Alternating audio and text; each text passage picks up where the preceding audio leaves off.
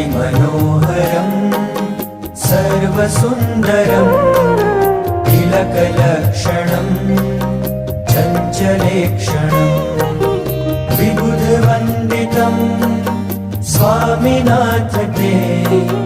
वपुरिहास्तु नो नित्यदर्शने मदनमोहनं प्रेमदोहनं नयनगोचरं भक्तसञ्चरं भुवि सुदुर्लभं स्वामिनाथ ते वपुरिहास्तु नो नित्यदर्शने निजजनैः सदा वाञ्छितं हृदा